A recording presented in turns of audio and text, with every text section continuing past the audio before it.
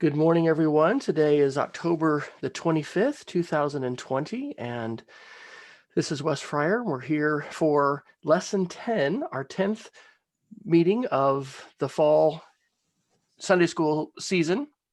And today we're going to be considering Chapter 5 of John Lennox's book, which is titled Narrow Artificial Intelligence, Perhaps the Future is Not So Bright After All. And we're going to be reading a couple verses from Matthew chapter 9, verses 9 through 13. I'm going to read from the NIV as well as the Message. And today we are going to follow the same format that we've usually been following, which is going to include some announcements from the church that they've sent out, opening prayer time. Oh man, I keep on leaving that in there. We're not going to talk about current events. I need to just delete that right now. But I do have some, under announcements, there's some things that I'll share that are, well, I'll just have to fix this. Well, I guess I'll do it quickly.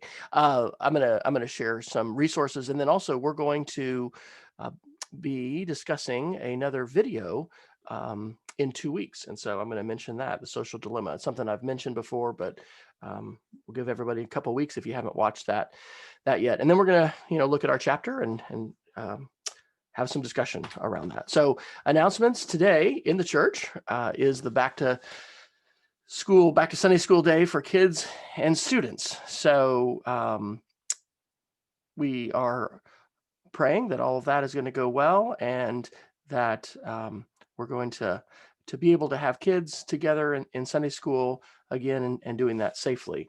We've had really good luck with that at our school since we went back on August the 14th, and things are still pretty good at our primary, elementary, and middle schools.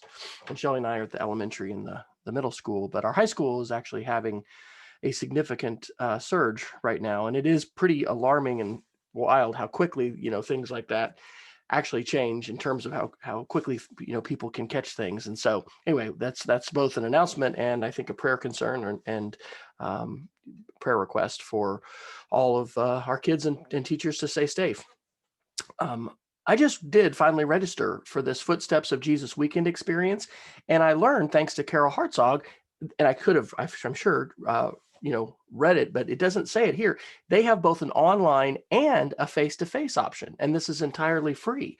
So coming up on November 6th and 7th, Bob Roglin, who has led multiple trips for our church to the Holy Land, including trips that Eric has gone on and shepherded him, is going to be leading this two-day experience. The evening of, I think it's Friday, November 6th, and then I'm not sure exactly how long it is on November 7th, but I'm really excited because I was actually debating, okay, this sounds so good. Do we want to go to church for this? Because we have not done anything indoors really at church, other than I went to a little meeting last week, and we did that outdoor thing this summer, just being cautious. And so anyway, with our community numbers spiking and all of that kind of stuff, this may not be the time for you to head back face to face. If it is, great. If not, there's an online opportunity for us to be able to experience this, and I think that's going to be really, really great. These other two announcements I think were the same as last week, which is that Operation Christmas Child is underway, and November 15th is the deadline if you'd like to have get a box and return that. They're going to mail all of those out. And then everyone should have received the stewardship packet in the mail this year, and the stewardship theme is Our Rock in the Storm. So we will probably be hearing from our church staff and actually our elders who are in leadership for that campaign. That is the season that we're in. So Staff Appreciation Month is also in October, and there's multiple ways that we can share our appreciation for our staff. I also want to just share this one from Facebook. I don't know if you follow our lead pastor Eric Lovrance on Facebook, but he shared this post on Thursday, and this was about Cesar Chavez Elementary. And so the principal, Laura McGee, had been the principal at Central Middle School across from our church, and so she has Where do you put the Zoom link? You didn't email it. It's in Facebook, and it's the same one we've done before. Okay. Yeah, my wife is looking for the Zoom link. So when she was at Central across from our church, we had partnered with them to do a variety of different support mission help activities. We've painted, we've done work there at the school. Cesar Chavez is a low socioeconomic, predominantly low socioeconomic elementary in Oklahoma City. Predominantly Spanish speaking Hispanic population students. And so one of the things that Laura had asked for was some food for their pantry. And so their pantry is now full, and this is going to be an ongoing mission. And I am personally just really, really excited and energized for us to be engaged with that school, but also through Laura. And you may remember there's been several times she's come to speak to our congregation and just tell a little bit, usually just expressing thanks. But what a wonderful thing it is to be in partnership with her. She really, I think, believes that she is on a mission as a principal, and she's been called to a new place. And so this is an exciting and very positive way that we're engaged with one of our local schools, and that the relationships that we have built and have grown are continuing, I think, to bear fruit. And it's just exciting to see. So that's great news. This isn't really a current event. This is a media recommendation. But have any of you checked out this series called The Chosen on the life of Jesus? Sometimes one little thing that you hear in class or, a sermon or whatever can become something big when it's a book you read or a video series that you share. Last year, and I'll probably continue to use some of these, I used some videos from a wonderful series called The Bible Project. And I know Kelly Bailey and some others are in our class ended up, really loving that and diving into this. Well, this is a completely free series. It's called The Chosen, but you have to download it for your iPhone or your iPad. I think it's on Apple TV as well. But it has the first season complete. It is crowdsourced, but it's a contemporary. Well, it's not contemporary in terms of the setting. It's a new retelling of the early days of Jesus in terms of his calling of the disciples. And it's really, really well done. And so it's called The Chosen. You can find that on the App Store for your smartphone, whatever kind of smartphone you have. And I'll just read this little message from the director. He says, "I've been a believer my whole life. I attended Christian schools my whole life. I've heard stories of Jesus countless times. I've seen every Jesus movie and miniseries ever made. There have been dozens. So why a new TV show about Jesus? Because I have a passion for people to hear the old story again for the very first time. When I see Jesus movies, it's sometimes hard for me to feel moved or excited. I've heard the stories before, and many Jesus projects just take you from Bible story to Bible story, not spending as much time on the humanity and backstory of all these characters. Sometimes they feel stiff and formal. So when we started to write a show that explores Jesus through the eyes of those around him, we were repeatedly moved and excited. We explored the backstories of Simon Peter, Matthew, Mary Magdalene, Nicodemus, and a few of Jesus's miracle recipients, and in turn experienced him in the way they did. We couldn't help but identify with their recklessness, rough pasts, religious piety, and desperation for life change, and ultimately their redemption." So I won't read the rest of it here, but it is fantastic. I have actually not seen every episode. I started at the beginning, and then I've I've actually most recently watched episode 7, which I'm going to talk about, and that's where our verse comes from today.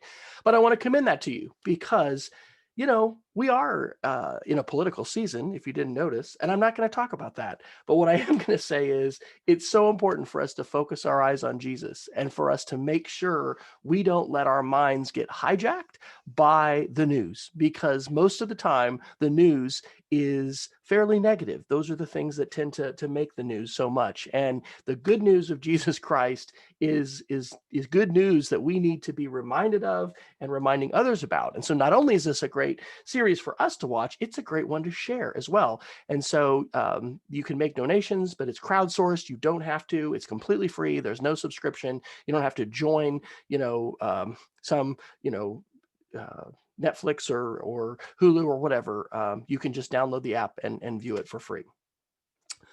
The last little media announcement that I have is we're going to have a discussion in 2 weeks about this documentary. This is, I don't know if it actually finished up, but it was on tap to be the #1 watched video on Netflix in the month of September. If it did that, it was going to be the first time a documentary had ever done it.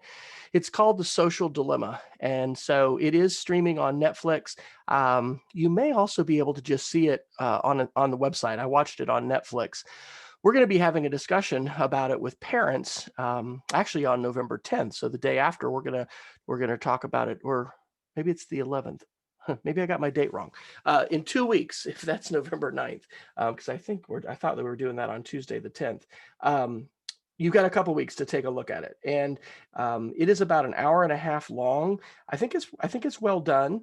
Yeah, sorry, this is the 8th. So just all kinds of errors in my slide. So if you can see it before the 8th of November, that'll be great.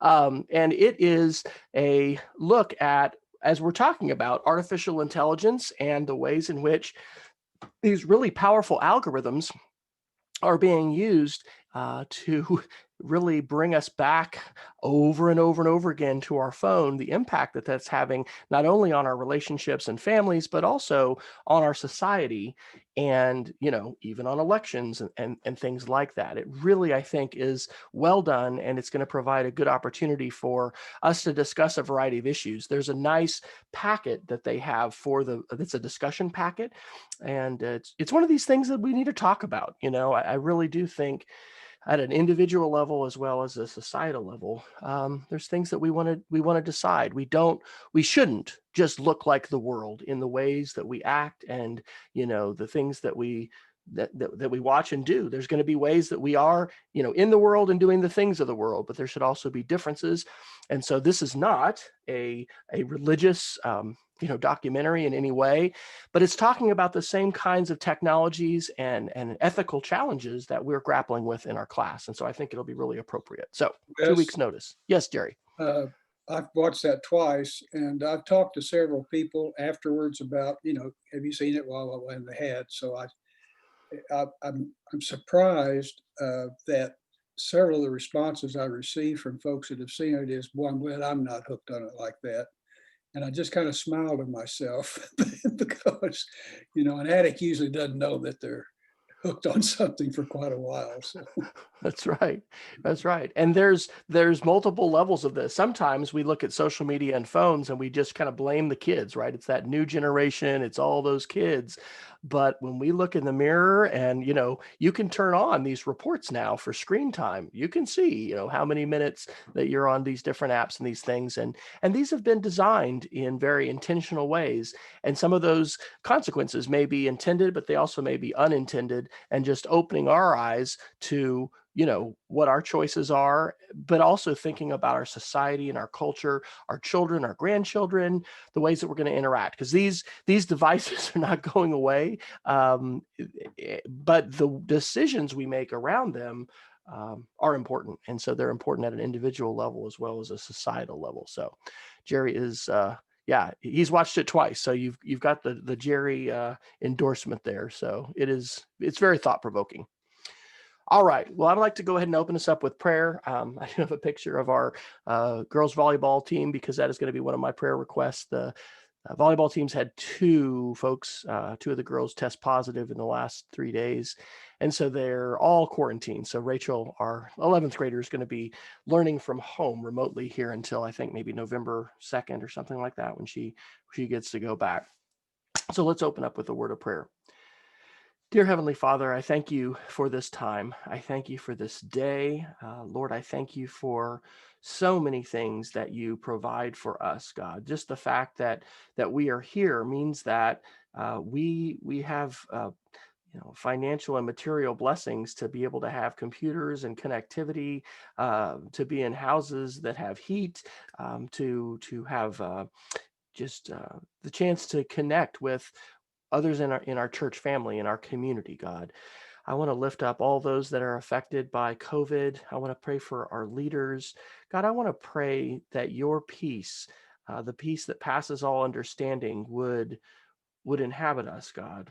We are surrounded by so much conflict and so much anxiety. When we turn on the news, Lord, it's never, it seems, a message of calm or a message of reassurance. And so, Lord, on this Sunday, we've come to Sunday school and we're coming to worship. And Lord, we come to hear from you. And so I would pray that you would speak to us. We invite your Holy Spirit to be here in our conversations. I pray that as we open up your scriptures today, that I would step aside and it would be you that would speak to us, and that you would share the message that you have prepared in advance for us to hear, that we would receive it, and we would go forth from this place and do the things that you are calling us to do. Give us discernment in our hearts to hear your voice. It's in your Son, Jesus' name we pray. Amen. All right. So I'd like to start by actually opening up the Bible to Matthew 9. And I'm going to read from the NIV version first, and then the Message as well, which is really similar in this case. But I've really been enjoying juxtaposing or putting next to each other, these two verses, or these two versions, interpretations, we should say, these two interpretations, just to kind of, see what kinds of differences, if any, or what it is that we draw out from this. And so this is the calling of Matthew. This is the NIV. As Jesus went on from there, he saw a man named Matthew sitting at the tax collector's booth. "Follow me," he told him. And Matthew got up and followed him. While Jesus was having dinner at Matthew's house, many tax collectors and sinners came and ate with him and his disciples. When the Pharisees saw this, they asked his disciples, "Why does your teacher eat with tax collectors and sinners?" On hearing this, Jesus said, "It is not the healthy who need a doctor, but the sick. But go and learn what this means. I desire mercy, not sacrifice, for I have not come to call the righteous, but sinners." And so that was the NIV. This is the same verses, but this is from Eugene Peterson's interpretation, the Message. Passing along, Jesus saw a man at his work collecting taxes. His name was Matthew. Jesus said, "Come along with me." Matthew stood up and followed him. Later, when Jesus was eating supper at Matthew's house with his close followers, a lot of disreputable characters came and joined them. When the Pharisees saw him keeping this kind of company, they had a fit and lit into Jesus' followers. "What kind of example is this from your teacher, acting cozy with crooks and riffraff?" Jesus, overhearing, shot back, "Who needs a doctor, the healthy or the sick? Go figure out what this scripture means. I'm after mercy, not religion. I'm here to invite outsiders, not coddle insiders." And so those are verses that speak to this idea that we are not to just go to church and be comfortable and enjoy the music and the message and simply go back into our lives and not interact with others. That, as followers of Jesus, we are called to engage with the world. We're called to share, we're called to serve, and actually we're called to sometimes be uncomfortable. If we are just cozy all the time, if we are comfortable all the time, we are not being stretched in any way through our faith and through our desire to follow Jesus in our study of the scriptures, then we probably need to check in with God and check in with others, because in my experience, the times when I'm growing the most, tend to be the times when I have some discomfort and I find myself in new situations, challenging situations, or just situations that I'm unfamiliar with and I can't predict what's going to happen. Not that we ever really can predict exactly what's going to happen, but those are a couple things that I kind of take from that. This verse I was inspired to share because of episode 7 of that Bible series I shared with you, The Chosen. They have almost finished filming the second season, but the entire first season, which has 8 episodes, is out. And this 7th episode of season 1 is the calling of Matthew. It's also a very poignant encounter that Nicodemus has with Jesus. And if you remember, Nicodemus, who is a Pharisee, chose to meet with Jesus at night. But Nicodemus recognized who Jesus was. And it's a beautiful portrayal of that. And so I want to encourage you, in addition to thinking about that verse, and also here's the big question for today. Maybe I have this next. Yes. What special call is God placing on your heart right now? Those verses from Matthew are the story of Jesus calling on Matthew. Nicodemus recognized who Jesus was and had a call on his life. We respond differently, but what is this call that God is placing on your heart now as we find ourselves, in the latter part of October 2020? The pandemic is ongoing. Numbers are rising. There's an election going on. We're going to be voting on November 3rd. There's a lot of stuff happening. What's God calling you to do? What's God calling you to be praying for? That's going to be the question that I'll give you during our table talk here shortly. So, Chapter 5 of our book by John Lennox is, last week it was, the future's bright. We had the little Jetsons picture there. It's a bright future. This is the chapter where it's like, well, maybe it's not so bright, and it dives into some of the negative or darker sides of artificial intelligence that we've actually talked about a little bit. At the end of chapter 3, these were the 6 questions that he posed, and that 6th question is really what both chapters 4 and 5 have dove into. How is the future bright or not? And it's both at the same time, right? In fact, that Social Dilemma documentary that I'm asking you to take a look at if you can here in the next 2 weeks, I think it does a great job portraying how we're kind of simultaneously living in a utopia with access to things and people and ideas we've never had before as a human race on planet Earth. But at the same time, there's some dark sides and some real negative to that. So I think it's not either or, it's really kind of both. So the first topic that he jumps into here is jobs, and whether or not we're going to and already are seeing, because of automation and the way that artificial intelligence accelerates that, the loss of jobs. And so the first story he tells is about someone who is interviewing with jobs, and this person has had 86, I think, different job interviews, and this is in China, and many of these don't have a person involved. They're actually interviewing with a program online, and it's exceptionally difficult to be able to discern and interact with this algorithm, with this program. What jobs are going to be susceptible and are susceptible to automation? Not to pick on Jerry, but Goldman Sachs, traders, people who are involved in investments.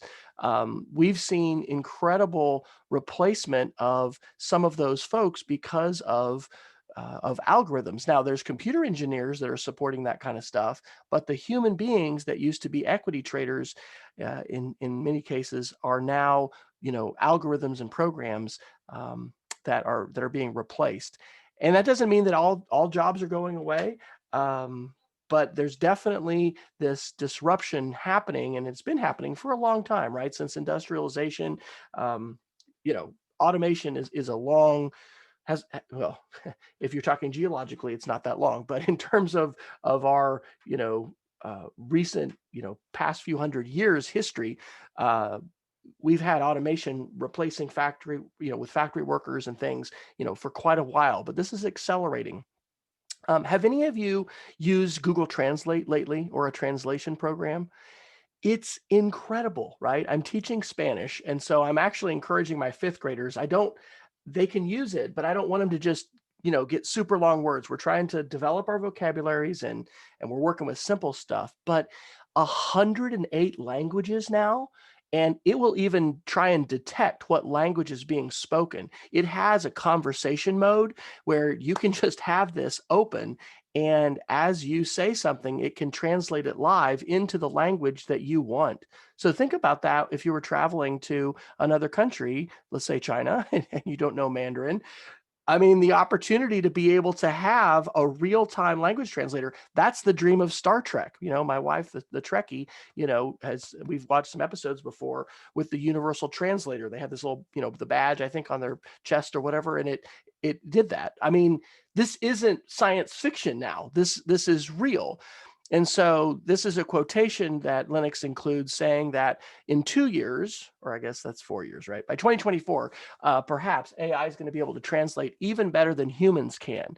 Writing high school level essays, writing top 40 songs, that may seem crazy, but also driving trucks. And the PBS Frontline special that we looked at, had a big section on self-driving cars and self-driving trucks, how quickly that is going to be happening. Now, at the end of this, it says, overall, AI should be better at humans in pretty much everything in 45 years. And that just seems absolutely crazy.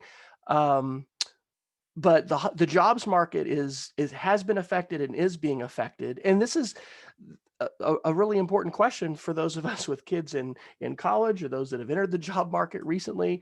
What is it that our kids are going to do that we're going to do? The jobs that are being created in the future, we hope, are going to outpace the jobs that are being taken away, right? Nobody's going to work for AT&T today as a switchboard operator. Those jobs are gone. There are other things that people are doing for these companies, but this is one of those things where you'll find people on both sides of the crystal ball, and you always have. You've had people with, the sky is falling, the job market's going to completely collapse, and then others say, no, this is a creative industry. Jobs are being created at the same time they're being destroyed. I think this is interesting in terms of caring and empathy, and it's interesting for a couple reasons. Empathy is so important. In fact, I think that's one of the most important things in school that we aspire to help, children do and develop, is the capacity to be empathetic, to care for others, to be able to make decisions that aren't just selfish and focused inward, but they consider the feelings of others and the community and the impact that they have. I was just talking to my sixth graders on Friday. We did a lesson. We're learning to make info pics, where we're taking a picture and we're putting words with them. And I was saying, let's make some encouraging info pics. If we could encourage people, I asked them, how many of you have a grandparent or a relative or just someone who's really been kind of locked up, maybe in a retirement community or their house, apartment, but they just haven't gone out very much and they're kind of going crazy. Or maybe they're angry, because I've been hearing more stories from our men's group on Friday and then others. I mean, this is taking a toll on our society. And so we were coming up with some different words and phrases, and they were saying things like, get a dog and find somebody to talk to and reach out, and the actions that we take. In fact, I mentioned this in men's group, like even calling on the phone, right? We don't use this to talk on the phone that often, but we can. And the act of reaching out, connecting with someone and caring, that, as this quotation from Sir Martin Rees says, that lies at the heart of what means to be human. What's crazy is, Japan has an interesting demographic, whatever that's called, just, graph or pyramid, I guess they call it, the population pyramid, because they have really curtailed the number of kids that they have. And so they have a very quickly aging population, and they don't really have enough people to take care of the aged. And so some of the articles and research that I've looked around this, people are programming these robots as caregivers to be empathetic and to have, human-like qualities. And that can trick the brain. We can actually ascribe feelings to a robot that doesn't have them. It's just that they've been programmed to have them. But so there's various facets to this, and the care industry, the care, the medical, and when we look at caring for aging generations, there's huge needs that we have in those kinds of areas. But AI is changing that, and it's going to continue to change that. Let's talk briefly about surveillance. This gentleman, you may know, Mark Zuckerberg, the leader of Facebook, is a controversial fellow, and the entire model on which Facebook has been built is a model that collects data from us. There's a saying that I've probably maybe said during our class, and I repeat this at different times. If you're not paying for it, you might be the product, what's being sold, and that is happening for us, right? We use Facebook for free, but we're getting, to access our friends, our relatives, acquaintances, all kinds of people, but we're not paying for that. How does that work? Well, I mean, they calculate, and I think it's like each user's $7 or $8 a year, but we have a value, but our data that's being collected is being harvested. And as Lennox says here, it's not just to inform us, but it's also to control us. And so he has a section of this chapter titled Surveillance Capitalism. There's a Harvard professor who spent 7 years writing the book that I've got the cover of there to the right, called The Age of Surveillance Capitalism, The Fight for a Human Future at the Frontier of Power. And this is actually very tied to the Social Dilemma documentary that we're going to watch, because the underlying deal here to Facebook, as well as Amazon, which gathers information to predict what is it that you'd like to buy, Wes? What is it that, I mean, based on your past purchasing record and what we know about the things you like, ooh, I think this product is something that you'd like. Google and YouTube, all of these companies collect a vast amount of information about us, and then that data is being used for different purposes. Some of it is strictly commercial, products that you want to have, advertisements that you're going to see. But there's another side to this, which means anybody pretty much who wants to advertise has been able to tap into that and target those advertisements. And that has big impacts on politics and elections, as well as just society. And I mean, what are people going to pay to do? Some groups are, and this is something that we learned from the FBI from 2016, things that Russia did, and there are actually more nation states, including China, involved in doing this, in promoting discord and polarization and really conflict, and trying to amplify conflicts. In terms of money spent, there was a report of AI in China, and in 2017, so that's 3 years ago, they were spending almost $200 billion on domestic security, meaning they're watching their own people. China has made tremendous investments in artificial intelligence technologies, and so Lennox titles this chapter "Surveillance Communism," because we have both a corporate side of this happening, and then we've also got a state side.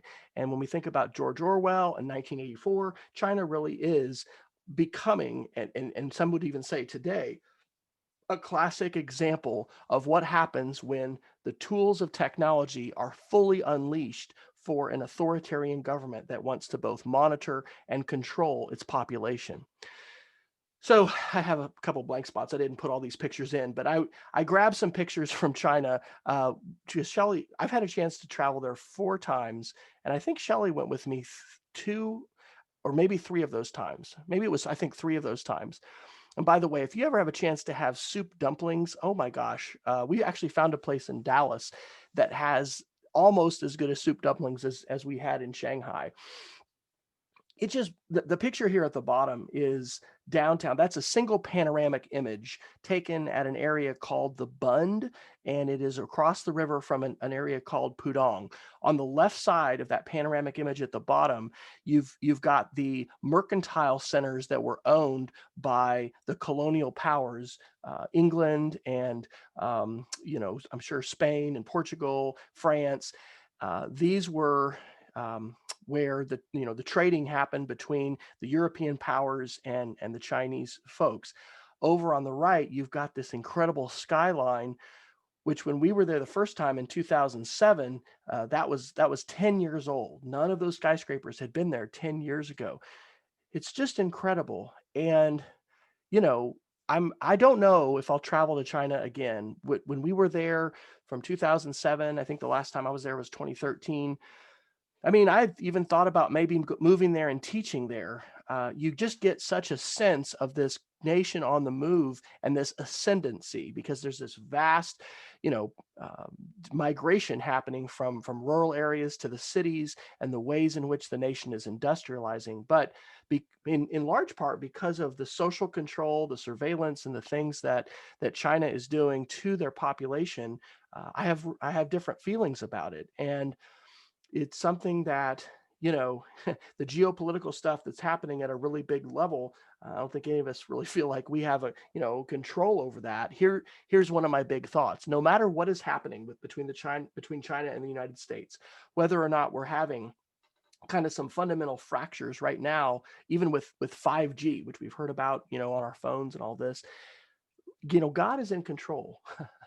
And being you know, having to have the opportunity to go to China several times, you really get this sense of like history and things that are changing. And whatever happens with the global economy and who has the biggest GDP and who has the biggest military or whatever, you know, the good news is that God is in control. He has been in control, and he will remain in control. And that the calling that we have on our life to live is the same, you know, no matter what is happening at this big scale. So I mentioned that mental health is a big issue right now during the pandemic.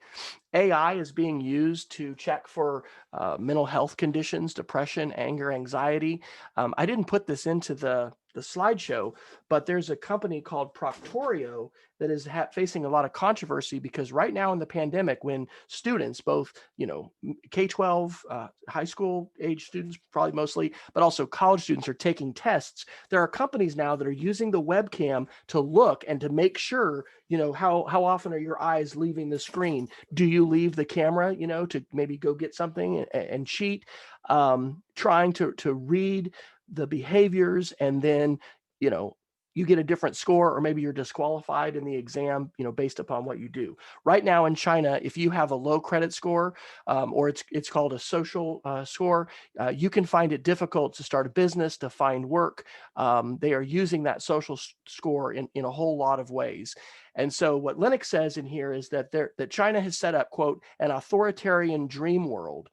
And that ideology, China is trying to export and share around the world, so that other countries, especially other authoritarian countries that don't want to give their people freedom, that want to maintain, you know, the control, especially by a single ruler, they've got the tools to be able to do that. China's police cloud system that's what they called it. So facial recognition, predicting feelings, all of these things are trying to do, but of course that's not a perfect algorithm today. And one of the quotations here from an MIT professor is saying that, you know, it's not possible to confidently infer happiness from a smile, anger from a scowl, sadness from a frown. But we're trying to do that. Folks are trying to do that with artificial intelligence right now. The western province of China, where the Uyghur minority, Muslim minority lives today, has been described as a digital fortress. They have codes that are on their doors, and so police can read them, know who's supposed to be in the house. Everyone's required to have an app on their phone that gives the authorities access to every single message that's sent, calls that are received, calls that are made, texts that are sent. It's a complete, basically, nightmare of social control. And there have been, we believe, millions of people moved to re-education camps who are not conforming to the ways that the Chinese government want them to behave. So, yeah, go ahead, Jerry. Could you go back 2 slides Okay. to the quote? Yep. I think anything that we're looking at when it comes to technology and so forth, they left a word out of that quote. It is not possible yet to confidently infer happiness from a smile. Yeah, right. And that's one of the arguments that some people will say is we got to slow down. But there's a question of, you know, as we use these tools, if they are better at that, is there a point at which we should be using it, and what kind of decision should we base on it? Because that is the thing, like, what's going to happen with this phone and this connectivity?